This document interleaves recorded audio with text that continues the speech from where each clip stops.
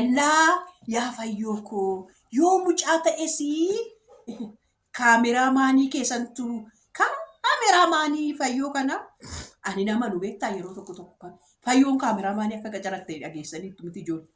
Fayyoon kaameraamaanii qacarattee kaameraamaanii qabdii viidiyoo dheengadda hojjetame keessatti jira naasa'in jettanii ni jette jedhaan kaameraamaanii fayyoo kun baay'ee manaaj gochuu danda'a. Kaameraas manaaj gochuu danda'a. Kaameraa kan lammaffaa immoo gaafallee Duddaaraa sitti yaa ijoollee kiyyaa lakkuu sadiin da'ee halkan guutuu na raffisuu didanii akkasumatti na teechisaa bulanii yaa ijoollee kiyyaa fayyaa keessanii nagaa keessanii jirtu akkam jirtu fayyumaayii nagumaayii ijoolleen koo sadan isaaniiyyuu nagaa isaaniiti ishee nagaa isaaniiti waaqayyo koo Saaraa waggaa 99 irratti ilma dhiiraa Abrahaamiif kenne jechuudha. Saaraan waaqayyo jechuudha. Inuma namaaf kenna. Bara dullumaa keessas ilma namaaf kenna bara. Dulloomanis ilma namaaf kenna ijoollee. Waan kun harjaadha jechuudha. Harki isaa bal'aadha. Harjaadha. Isiniin jedhaa yaa qaqqaalota koo yaa qashtoota koo sabboontu congratulation jidduu kanaa sabboodhaaf congrats jechuu hin dandeenye.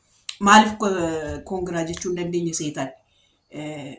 Hospitaalaan ture caraftaa xiqqoo ishiin asinii gashashee baay'ee odoo hin ta'in xiqqashuu la sakandiidhaan hin jirtuun xiqqoo isinii gashaa viidiyoo iddoo kanaa mucaan koo waan keessa turte maal akkamii keessa akkan dabarsaa ture isaan lakkuut baadhee isaan as fidee dhufee isaan asitti ofii kootifis ofan goyyomsaa jira siniin immoo sin bashannansiisaa jira isa dhugaa koo siniin jira malee torbeen kunii torbee hamtuu naaf turte anaaf.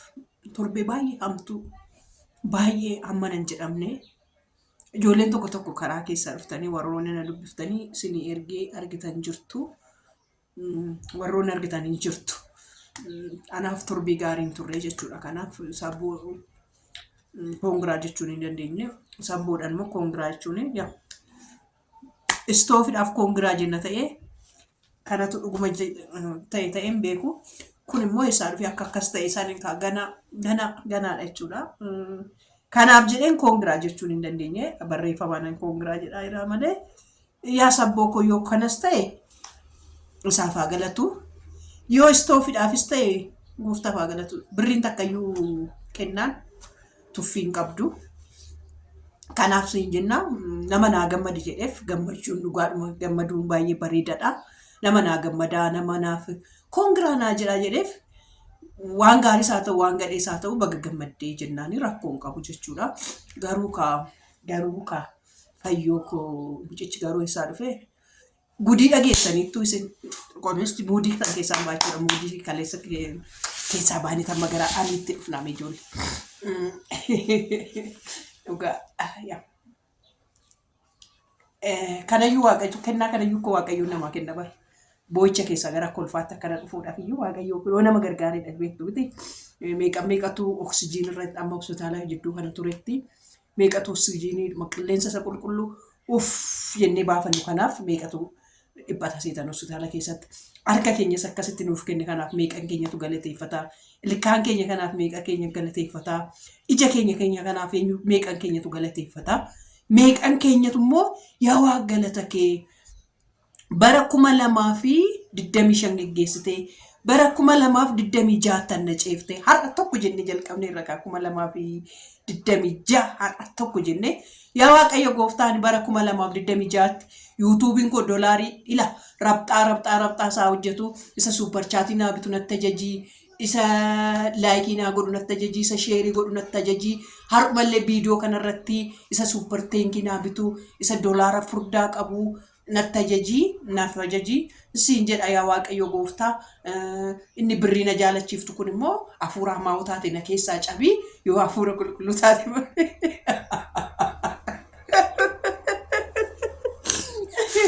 ennaa akkasin jedha siniin jedha jechuudha. Asumaanis immoo jechuudha ka hamitti sodoon ce'in dura namni hebbuu kootii daayipparii bitee Liiduu jedhamti barreeffama ishee asirratti agartu baay'ee mucaa baay'ee barreeffamaan na jajjabeessitu mucaa baay'ee barreeffamaan namoota komotaataroonni koo gaafa koo baay'ee mana jaalattu dhugaa rabbi ani akka komotaataroota kootiin na jaalatanii jiran bari koo mana koo keessatti koo komotaataroonni koo hunduun isaanii akka tasin jaaladhu dhugaa nabbii naa barreessaa si komantii. An barbaadanis na arrabsaa mata duree naaf ta'an doon viidiyoon ittiin hojjedha yeroo tokko mata duree naa barreessaame viidiyoon itti dhufeetu ittiin hojjedha. Komotaataroota koo jechuudha. Kanaaf jechuudha liiduu koo waaqayyo si haa eebbisu bara kee jireenya kee haa eebbisu eebbifamii waaqayyo koo dachaadhaan si haa eebbu kootiif daayipparii bittee dhugaa rabbii eebbisaa ishee eebbisaa liiduu koo waaqayyo si haa eebbisu jedhaanii asirratti koomantii ishii ni jira. Hin barreessiti ishiin tokkoffaa barreessiti waan ta'eef piinii isinii godha. Barreeffama inni piinii isinii godhu naa eebbisaa ishee. Liiduu koo waaqayyo koo bara kee jireenya kee hunda keessiif haa eebbisu biileenara si haa godhu dachaadhaan siif haa deebisu dachaadhaan ani dhugaa rabbii baay'een keessan jirtu komotaataroota koo daawwattoota koo warrumtanaan akkasumatti jaartii caccabduu kana na jaalattanii odoo nomaa siniin godhin odoo waan tokko siniin godhin akkasumatti akka haadhatti ilaaltanii na gargaartanii. Waaqayyo koo bara keessan jireenya keessan hundumaa haa eebbisu. Amiin jedha. Dhugaa rabbii amiin jedha. Waaqayyo sana eebbisu. Komotaataroota koo hunda keessa waaqayyo sana eebbisu. Warri sabiskiraayiboonni koo warri viidiyoo kana dhuftanii saaqxanii ilaaltan hundumtuu jireenyi keessan barri keessan haa eebbifamu. Eebbifamaa. Sinan jaaladhaan baay'ee sin jaaladha bari. Innaa yaa fayyoo koo yoo mucaa ta'es kaameraa maanii keessantu kaameraamaanii fayyoo kana ani nama nu beektaa yeroo tokko kan fayyoon kaameraamaanii akka qacarattee dhageessaniitu miti ijoollee. Fayyoon kaameraamaanii qacarattee kaameraamaanii qabdii viidiyoo dheengadda hojjetame keessatti jira naasa'iin jettanii jette kaameraamaanii fayyoo kun baay'ee manaaj gochuu danda'a. Kaameraas manaaj gochuu danda'a. Kaameraa kan lammaffaa immoo gaafallee waltuman san jechuudha. Yaa gaafa waltuman sanis kaameraamaanii yeroo tokko yaa in sodaatti fakkaata manatti fiddu malee kaameraamaanii bakkeetti sirriitti qacaratteetti kaameraamaanii shiisan jechuudha. Fayyoon kaameraamaanii qabdi. Kaameraamaanii qacarattee dur akkasitti silkii qabattee too waraabdi miti. Amma kaameraamaanii qacarattee koongiraajuleeshin jedhaanii bakka waaqayyo si gargaaree bakka manaajara immoo anaan na qacaradhu ishee fayyoo. Anaan manaajara na godhi na qacaradhu. Ani manaajisii godha.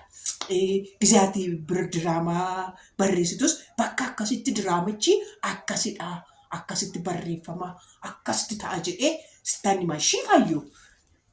Innaa sittan himaa kanaafiyyuu jechuudha miimooriin keessa shoortiin ta'ii naannuun jetteetti abbaa manaa inni qabdi fayyuu sabboontuun nuun jetteetti. Garuu ganaa qayyabanne bira keenya amma ammaatti garuu koo maaliif seetee fayyoo koo maaliif seetee maaltu dhalate seete maaliif jiraa jedhanii too barreessu seete isinumatu koo akkana fidee abbaa manaa yaa firaankisaa ta'u fiddanii nutti agarsiiftaniitu. Isuma eega biyyaa galtees isuma arginee isa sabboontuun immoo maatii abbaa manaa kootii sapiraayizii godhe jettes maatuma jiraa sapiraayizii goote seene. Siyaasumaa fi maatii jiraa sapiraayizii goote seene malee argineerra viidiyoo ishiin ogaa ani abbaa manaa kootii maatii abbaa manaa kootii sapiraayizii godhettee biddilibsii bibbittee biddilibsii fa'aa itti uffiftu yaa'ukaa biddilibsii bitteetu itti uffiftu sanii maaliif seete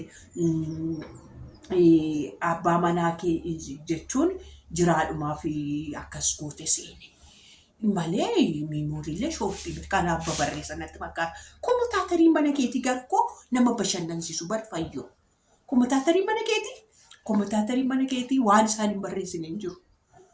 Ilaa akkasitti keessa seenanii barreessu. Komotaatarii mana keetii nama bashannansiisa. Akkasumas immoo ani akka ilmoo dhabaatti akka inni si yaaladhu kanatti akka ilmoo dhabaatti si yaalatanis hin jiru. akkasumattis immoo koomantiidhuma qofa barreessuudhaaf an dhufanis ni jiru. Olitti qabnee maaliif kitaaba goonuu garuu koomantii mana keetii sanii fayyoo. Koomantii mana keetii sanii koomantii mana fayyoo jalatti barratee jiru san odoo barreessinee barkoo matsaafa tokko baaban. Achi jala teenyee oduuma filannee tokko walitti qabnee too barreessinee bar koomantii mana fayyoo jala matsaafa tokko baa. Kanatti gammaduu qabda dhugaa rabbi. Maaliif jechoota adda addaa jechoota nu hin beekne hundumaa beeku daawwattoonni mana fayyoo. Kanaaf fayyoo koo koomantii san iddoo walitti qabitoo kitaaba xiinxaltuu jaalalaa keessatti maxxansi. Maallaqadha. Wayin immoo fiilmii ittiin hojjenna. Koomantiidhuma mana fayyoo jalatti barreeffame dhuko fiilmii akkamiitu baaseetan. Dhugaa rabbi fiilmii baay'ee cimaatu ba'a.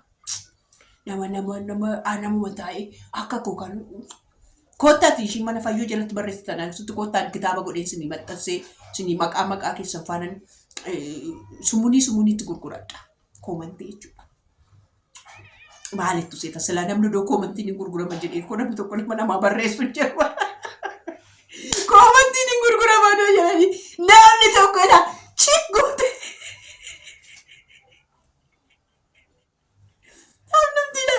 Chiggoote barreessitu hin jirtu. Dhugaa rabbii namni chiggoote barreessitu hin jirtu sila koomantiin hin gurgurama doo jedhanii. Maaliif Oromoon bakka saantibanni qabdi jedhanitti akkas dafeetoo. Hunda keessanii miti tokko jechuudha sila koomantiin hin barratu ture. Fayyoo.